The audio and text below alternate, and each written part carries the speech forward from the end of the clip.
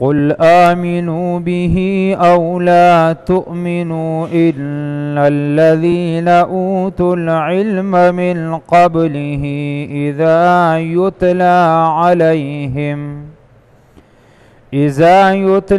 عليهم يخرون للأذقان سجدا ويقولون سبحان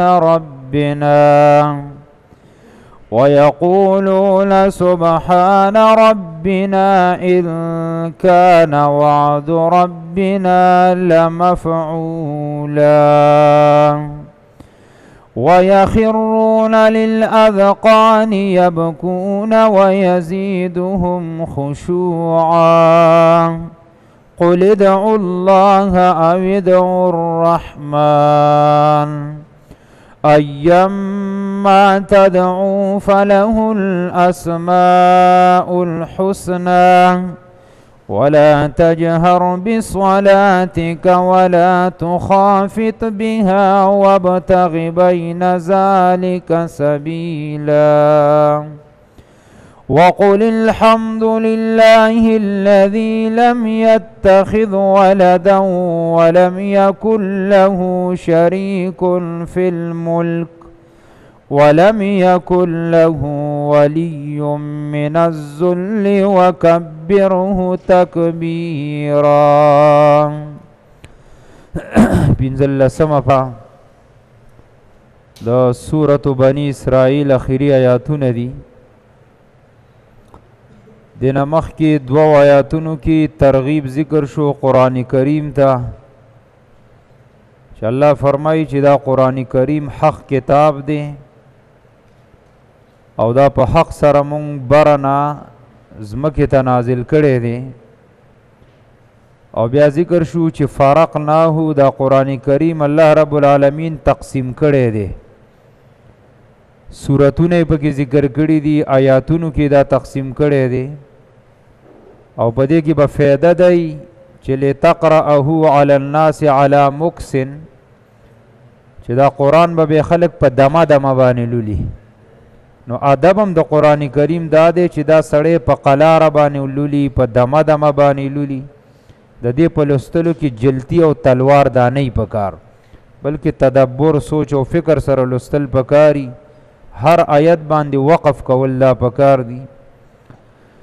او ونزلناه تنزیلا، الله دا قرآن کریم منگ لگ لگ نازل کړي دی، یعنی د موقع مطابق به نازلې ده. نو په 30 کالو کې قرآن کریم دا پورا الله نازل کړي د بر اسمان نه لاندې ځمکې ته. اوس دې آیت کې الله رب العالمین هغه خلکو ته زجر او رټنه ذکر کوي کم خلک چې قرآن کریم نه مني، پخپل هم نه مني او نور خلک هم د هغې نه منې کوي. نو الله فرمایي که دا خلک نه مني نه دي مني که نه، الله وی په دوی باندې اس پروا نشته دی. ځکه الله وی مخکې داسې ډیر خلک تیر شوي چې هغوی دا قرآن کریم منلی دی، هغوی د دې تصدیق هم کړی دی، ایمان هم ورباندې راوړی دی. لکه د دلیل نقلی به ذکر کوي، هغه کسان به الله اوس دې آیاتونو کې ذکر کوي چې هغه کم خلکو هغې ته وی اوتو العلم، هغه خلکو چې هغوی ته الله رب العالمین علم او پوهه ورته ورکړې وه. چې دا په نسواراو کې هم داسې خلک تیر شوي دي، په یهودیانو کې مو لکه په یهودو کې یو و د هغه نوم و عبدالله بن سلام رضی الله تعالی عنه. دی د تورات عالم و، د په تورات هم ایمان ناوړی و، په تورات پوهېدم، خو چې کله نبی علیه صلات وسلام رالی نو په هغه هم ایمان ناوړو، قرآن هم ومنو. نو الله وی ستاسو نه مخکې ډېرو خلکو د قرآن تصدیق کړی. دغه رنګ سلمان فارسی رضی الله تعالی عنہ چې دا صحابي دی او دا د هغه فارس نه راغلی دی، په نبی علیه صلات وسلام ایمان ناوړی، قرآن منلی. دغه رنګ نجاشي چې کوم باچاو خپل نوم یې اصحمو، هغه چې قرآن واورېد ډېر لوی اثر یې ورباندې کړی، الله به دلته ذکر کوي. دغه رنګ یو بل صحابي زید بن عمر بن نفیل رضی الله تعالی عنہ، هغه هم په دې قرآن باندې ایمان ناوړی او د لرې ملک نه راغلی و.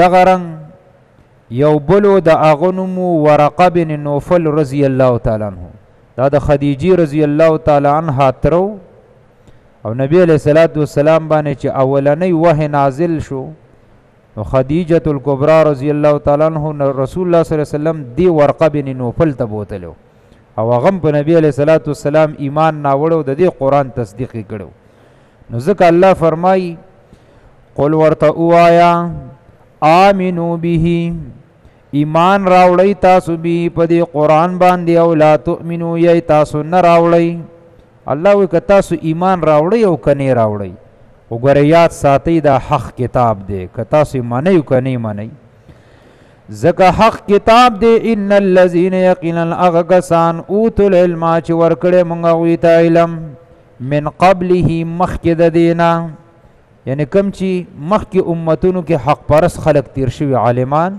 لکه ما درته ذکر الله وی هغوی دا قرآن منلی دی تاسو منئ او که نه منئ هغوی دا تسلیم کړي چې دا یقیني او حق کتاب دی اوس د هغې خلکو بعضې حالت الله ذکر کوي ګوره قرآن کریم دا داسې کتاب دی چې دا د انسان نقشه ګورې بدلی ګوره هغه علماو چې به کله دا قرآن واورې د اوت العلم الله وی څه حالت به کېدو اذا یتلا علیهم کم وخت چې به لوستلی کېده په دوی باندې کله چې به د قرآن آیاتونه اوریدل نبی علیہ الصلوۃ والسلام چې مدینې ته لاړ نو دا یهود به وله راتلو عبدالله بن سلام راغلی د قرآن اوریدلی نو دا اثر یې ورباندې کړو صحابه کرام چې کله حبشو ته هجرت وکړو نو دین نجاشی باچا ته قرآن لوستلی لوی تاثیر یې په کړی هغه تاثیر الله ذکر کوي یخرون پریوزی دوی للاسقان پس زنو باندې سجدن سجده کوونکی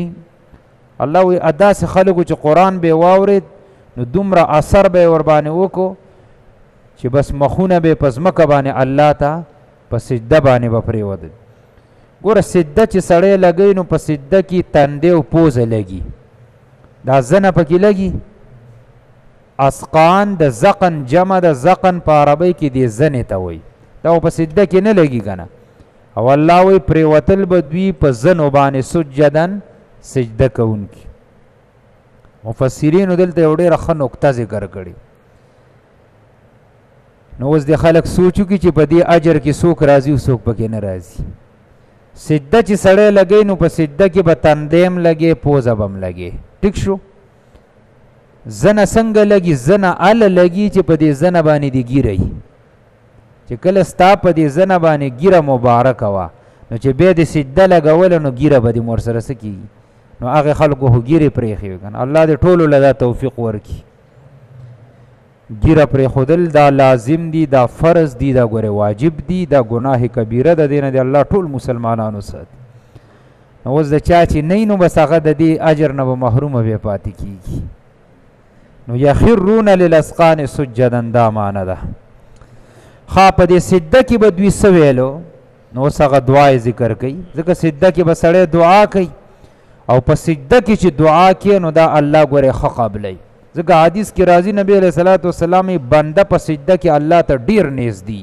نو په سجده کې ډېرې دعاګانې غوښتل غواړي ویقولون وایي دوی سبحان ربنا پاکي د رب زمونږ لره د هر قسم شرک نه د هر قسم شریک نه الله پاک دی او بله به دا خبره کوله ان کان وعد ربنا لمفعولا یقینا د وعده د رب زمونږ لمفعولا خامخا پوره کړی شوي نو د دې وعدې نه څه مرادو دغې مخکې خلکو به ویلې عبدالله بن سلام سلمان فارسی ورقه بن نوفل دغه رنګ دا د حبشو چې کوم باچاو هغوی به دا خبرې کوي نو د وعدې نه مراد دی راتلل د رسول الله صلی الله علیه وسلم چې الله وعده کړې ده چې اخري نبی به رالیږم او دا قرآن به په نازلوم دا حق کتاب دی نو دوی به دا خبر هم کوله چې زمونږ د رب وعده چې کوم د لمفعولا دا خامخا پوره کړی شوي دا به ضرور پوره کېږي او الله پوره کړه رسول الله صلی الله علیه وسلم هم راغی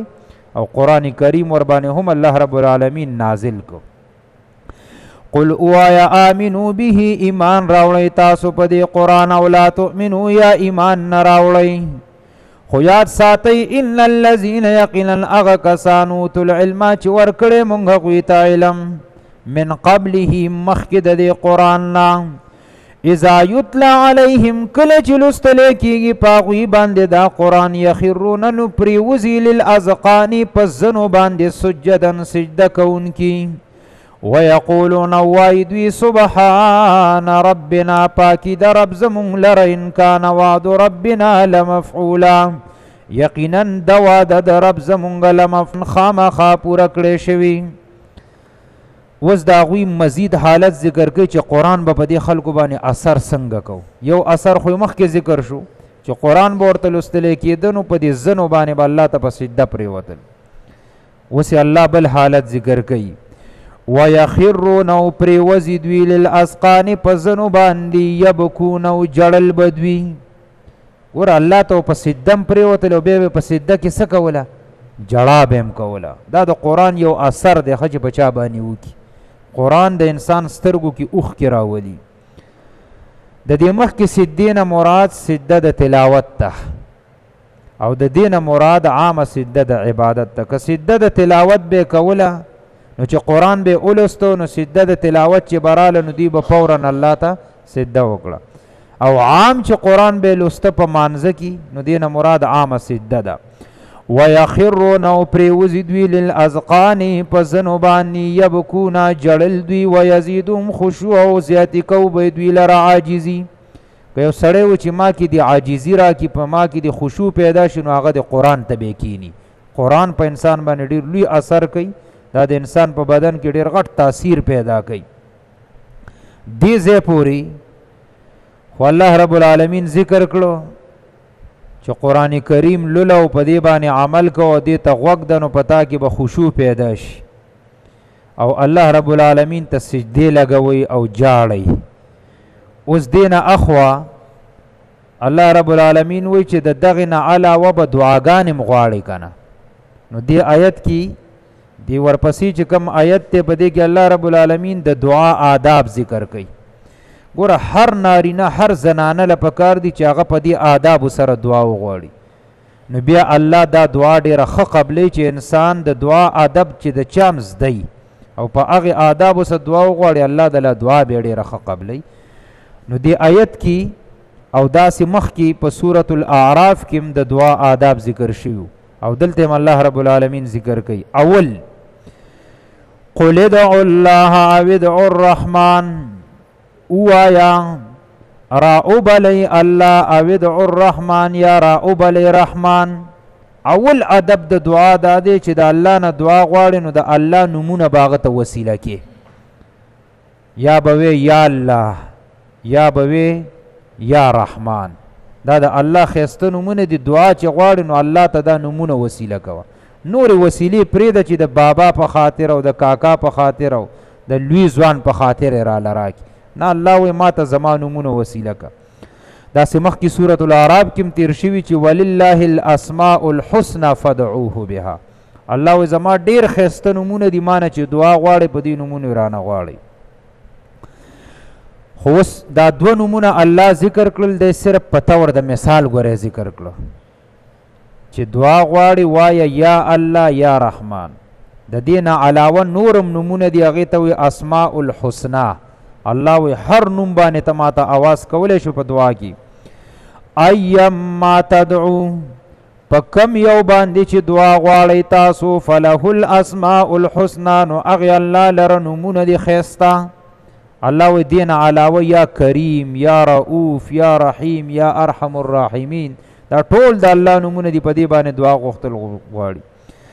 دا رحمان دلته ځکه ذکر که مفسرینو ذکر کړي چې دې مشرکینو به ویلي نبی علیہ الصلوۃ والسلام ته چې رحمان خو په یمامه کې یو کس دی ته چې دا رحمان رحمان کې ته هغه ته اوازونه کې. نو الله رب العالمین دا مخکې جمله ذکر کړه چې ایما تدعو په کم نوم سره چې ما رابلی الله د الله رب العالمین ذاتی نوم دی الله. دا نور نومونه دی ټولو ته اسماء الحسنى وي. دا صفتی نومونه دي د الله اسماء الحسنى ښایسته نومونه. نو الله ذاتی نوم دی او دې نه علاوه رحمان وایه رحیم وایه کریم وایه رؤوف وایه یا الراحمین وایه یا غفور الرحیم وایه. دا ټول د الله نومونه دي. په دې باندې دعا غوښتل دا پکار دي.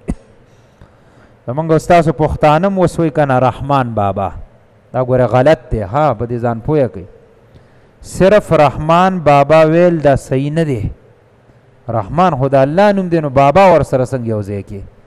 صحیح نوم دا دی چې سړی وایي عبد الرحمن بابا نو بیا ټیک راځي. هلکه پېښور کې د رحمان بابا مزار دی. رحمان خدا الله نوم دی. پورا نوم به وی عبد الرحمن. صرف رحمان بابا ویل دی نو علما وګوره منع کړي ده. داسې به سړی نه کوي. اوس خادلته دا یاد ساتئ دا ډېر خلک خدا لفظ استعمالی. ای خدایا زما دا کار وکړي. ای خدایا ښځې هم ډېر وي او سړي هم ډېر وي. د الله رب العالمین په نومونو کې خدا لفظ دا نشته دی. د الله چې څومره اسماء الحسنا دي په دې کې لفظ د خدا نه دی راغلی. علماء لیکلي وي دا خدا چې کوم دی دا د مالکو لکه مالک یوم الدین مالک د الله نوم دی کنه. اختیارمند ته وي واکدار ته وي. وی دا اصل کې د دې یوه معنی ده په فارسی ژبه کې خدا. خو چون کې علماء لیکلي دي وی دعا غوښتل دا عبادت دی. دا خو عبادت دی کنه. نو هغوی وی په عبادت کې معنی ذکر کول دا صحیح نه دي. اصل نوم به د الله ذکر کې. نو بیا مالک وایه خدا وی څه لوي. دا خو عبادت دی. نو د ای خدایا او د یا خدایا او ای خدا د دې نه ځان ساتل پکار دي. د الله رب العالمین چې کوم ذاتی او صفتی نومونه دي هغه ذکر کول دا پکار دي. نو دا خدا لفظ ډېر مه استعمالوئ. دې نه ځان وساتئ. اوس بل ادب ذکر کوي. یو ادب خدا شو چې د الله نه دعا غوښتل الله ته به د هغه نومونه وسیله کړي. یا الله ته ډېر رحیمي په ما باندې رحم وکړي. یا الله ته ډېر غفوري ما ته زما ګناهونه معاف کړي. داسې وایي. بل ادب ولا تجهر بصلاتک او جهر مکوه په دعا خپل سره. ولا تخافت بیا او اخفا مکوه په هغې سره. د دې دوه معنی مفسرین ذکر کوي. یو معنی دا ده دعا چې غواړي نو جهر چغې به پکې نه وي. ولا تجهر الله وایي چغې مه وهه په دعا کې چې دومره چغې وی چې په ټول جومات یې اوري او بار خلک یې موري. نه الله وایي چې دعا غواړي نه به چغې وي خو داسې به هم نه کې چې ولا تخافت بیا بلکل په دې زړه کې پټه غواړي اډوله ژبه ور باندې نه خوځي. داسې به هم نه کې. وابتغ بین ذلک سبیل الله وایي د دې دواړو په منځ کې لاره ولټوه. نو چې په چغو هم نشي او بلکل په زړه کې هم نشي نو په څه به وي؟ په ژبه باندې به وي. دا ادب دی د دعا. ښه دا یاد وساتئ. دعا چې غواړي نو په دې ژبه باندې وایه. خو صرف دومره وایه چې تی واوري او خیر دی. که خوا کې درسې یو کس ناست و هغه واوري نو خیر دی. خو چغې سورې به نه وي. ها هغه دعاګانې چې حدیثو کې په اوچت اواز باندې نقلي نو خیر دی هغه بیا سړی ویلی شي. دا موږ چې کله کله دعا غواړو په اوچت اواز او تاسو ورسره امین وایو نو دا ثابت ده حدیثو کې. خو چې ځان نه دعا غواړي نو بیا چغې مه وهه. په چغو سره غوښتل الله وایي داسې مه کوه. داسې مه کوه چې بلکل زړه کې وي او ژبه دې ګونګی. نه ژبه به ورسره هم دا به ورسره خوځي. دویمه معنی دا ده مفسرین لیکي چې ولا تجهر بصلاتک. صلاتک مونځ ته وایي. په ټولو منځونو کې به هم په اوچت اواز قرات نه وي. او ولا تخافت بیا او نه به ټولو منځونو کې په پټ اواز باندې قرات وي. نو درې منځونه داسې دي. یو سحر دی، یو د ماښام دی، یو د ماسخوتن دی. دې کې په کوم اواز باندې تلاوت کې چې جمع سره کې په اوچت اواز دی. ماسپخین او د مازیګر نو دا ولا تخافت دلان دی راله په دې کې به سړی په جمع کې په پټ اواز باندې وي. او دا ولی تاسو ته به دا پته نه چې په دې دوو منځونو کې په پټ اواز ولې قرات ویلی کېږي او په دې دریو منځونو کې ښکاره ولې ویلی کېږي. نو دا بخاري کې حدیث راغلی دی. عبدالله ابن عباس رضی الله تعالی عنه فرمای وی نبی علیہ الصلوۃ والسلام چې به مونځ کو یا به قرآن لستنو په اوچت اواز به ویو. نو مشرکانو چې به واورېدل هغوی به دې قرآن ته بیا کنزل کول. نبی علیہ السلام ته به هم ردې بدې ویلې او کنزل به هم کول. نو الله رب العالمین د آیت نازل کړ چې پیغمبره داسې مه کوه. د ورځې چې ته کوم تلاوت کې نو لږې پټ اواز باندې وایه. او مونځ چې هم کې نو دا منځونه تاسو څه کوئ مخفي. نو ګوره د ورځې دا دوه منځونه دي که نه. سهار خو به هغوی په خوب باندې اوده پراته و بالمازه خلک وو. نو د ماسپخینې او د مازدیګرې نو دې منځونو کې موږ قرت په جمع کې پټ وی او که ښکاره پټې وی. د دې وجه اصل کې دغه ده. دا مشرکان به راتلل کنزل رد بد به یې کول چې چې قرآن به اورېدو او ماښام ماسخوتن او سحر دی کې به جهري تلاوت دی. بل روایت دام نقل کړی دی، حدیث کې راځي ابو بکر رضی الله تعالی عنہ به تلاوت لږ سلو کو چې قرآن به عام لوستو، عمر رضی الله تعالی عنہ چې به تلاوت کو لږ تیز به کو. نبی علیہ الصلوۃ والسلام دوانو نه پوښتنه وکړه، ابو بکر تی ول سلو چې ته تلاوت کې نبی علیہ السلام تیرېده د دا आवाज موریدل د عمر موریدل. ابو بکر رضی الله تعالی عنہ ورته وی زی سلو ما بس الله خو زما خبر اوري نو که زی سلوم به ما الله یوري. عمر ته ویل عمر تی ول پتیز وی ویل زی پتیز په دی ما دا کم خلق چی او د غافل پراته دي دارای خومه زی په دی وجبانی وی ما. نو دا آیت وی الله به نازل کړو. ابو بکر ته ویل چې ابو بکر خیر دې تی لک په اوچت आवाज وای. عمر ته ویل ته د आवाज لګو سلو کته ډیر په چغه باندې موایا، بلکې وبتغ بین ذلک سبیلا د دې په مینس کې لار ولټوه. نو نه به ډیر په چغه دعا غواړي، نه به ډیر په چغه قرآن وي، او نه به بالکل په دې زړه کې وي چې دا جبم په نه خوځي. نه جبه خوځول دا لازم دي. علماء لیکلي کم سړی چې په مونځ باندې ولاړي او د دا جبه بالکل بند دی او مونځو کې الله اکبر نه سلام پورې یاره ما په زړه کې تلاوت وکړو، په زړه کې مې الحمد ولستل، دا مونځ وی ونه شو. جبه خوځول پکې ګوره ضرور دي. دی بل آیت کی الله رب العالمین گورا سجدی حکم هم ذکر شو، سجده کی دعاگان غواړه اغم ذکر شو، د دعا آداب هم ذکر شو. اخره کی الله وی اختتام په دی باندې کی الله وی حمدونم زما ډیر زیاتو وای، حمد بم د الله وی، ثنا بم وی. دی آیت باره کی ډیر لوی فضیلت راغله، خو افسوس دا د حدیث ضعیف دی. زم چې دا حدیث صحیح وي نو ډیره مزه به کړې وي، او دا روایت د سند په لحاظ څخه کمزور دی. ابو هريره رضی الله تعالی عنہ فرمایي نبی علیہ السلام سره روانو مې یو سړی ولیدو، سړی ډیر زیات کمزور او داسې په بد حال. ابن کثیر دا روایت را نقل کړي. نبی علیہ الصلوۃ والسلام ورته ویل کولې څه چللی، بدن دم کمزور شوی داسې په بد حال. مې د الله رسوله بیماری رانیولې مو ډیر زیات په کاروبار کې تاوانی شوم، تاوانی شوی ما نو دغه غمونو خراب کړی ما. نو نبی علیہ الصلوۃ والسلام ورته ویل زه درته یو آیت د قرآن نه ښیم، دا وایه نو دا هر مصیبت به دی الله حل کی، دا صحت به دې مروغ شي او کاروبار به دې سم شي، ګټه به عمومي په کاروبار کې. نو دا آیت ورته وښوده. دا اوس چې من کم اخیری آیت د سورۃ بنی اسرائیل وی او دا آیت ورته ولوسته چې دا آیت وایا. ابو هريره فرمایي مور دې د الله رسول دې پرې دا ولې ما ته وخایته د تسخه چې زه ور باندې عمل کوم. و نبی علیہ الصلوۃ والسلام را د آیت خو دو خو اول ورته دسی ویل چې اول به مخ کې دا وي توکلت علی الحي الذي لا يموت، دا به مخ کې وي بیا به پسې دا وي الحمدلله الذي الى اخر الايه. و ما بدا آیت لستون و بیا وروسته می حالت ډیر زیات بدل شو. نبی علیہ السلام رضی چې ابو هريره ته خو ډیر خوش وي، رنگ دم خوشو، مالدارم شوی. دا سو وجد ویل یا رسول الله ما په دغه آیت باندې عمل کړی، خو حدیث او د سند په لحاظ سره ضعیف دی.